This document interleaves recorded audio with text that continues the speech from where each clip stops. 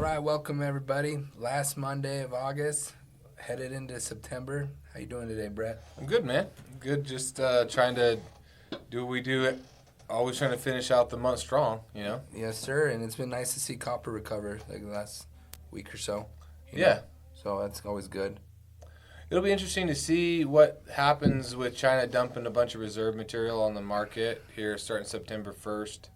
I forget the figures, but it was a lot of tons of copper, aluminum, And that's a some monthly. steel. They plan to do that. They didn't do it monthly. last month. They are going to do it again this month. They did it in July.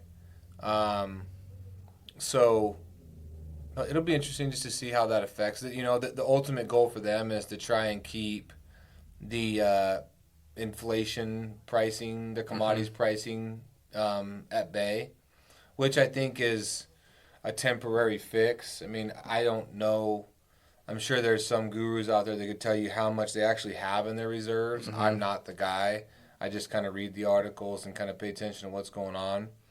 But I know that, it's just like anything. When you flood the market with a certain amount of anything, whether it's dollar bills or pounds of copper, it generally tends to dilute the price, or the value. And we saw that, a few months ago when they did it, but then it bounced back. Like you said, is it temporary? Is it going to sustainable? I think the article that Pete Thomas posted about it, like said that they plan to do it every month. Like I don't know if that will really happen. Like, I have no doubt that that's the goal, right? Yeah. But like anything, they're called reserves for a reason. There's only so much. It's like a reserve fuel tank, right? Yeah. There's only so much fuel in your reserve fuel tank. So you're back to zero. And then you're back to square one. Yep. So how much, do you buy, consume, and put away in your reserve tank? It probably depends. But I am a firm believer in the only reason you do that is if you feel like that market is set to go. And or if it's trying to climb and you're trying to fight the tape, And sometimes fighting the tape isn't the best way, but I just only do what we do, buy some copper and sell some copper.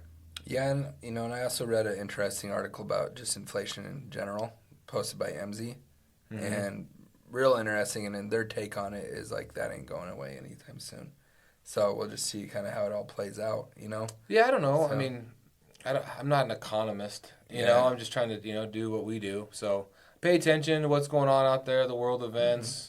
The macro, and then obviously what's going on in your own company, or the micro in your area, and just try and make the best decision you can make. Absolutely. Have you talked to any mills, any shredders yet about The general consensus, people they're trying to push the price down a little bit, which seems kind of counterintuitive to me to a certain extent, but I mean, we're just, gnats on an elephant's ass over here, so we just kind of, wherever the elephant decides to take a shit is where we usually land. So if it's good, it's good. If it's bad, it's bad. We really have much control of the elephant, No, we'll just control what we can control and move forward. Exactly. Hopefully they had something good for breakfast. All right. Anything else? That's it, man. Just have a great week, and like always, right? The commodities business is a fun ride, and I don't see that changing anytime soon. I think we're gonna get some big swings both ways. I'm feeling like it's gonna be pretty volatile for a while. So if you're trading it, or if you're buying or selling or whatever, pick and choose your spots wisely, and deal with reputable companies that can pay their bills. Absolutely. All right. Thanks, Brett. All right.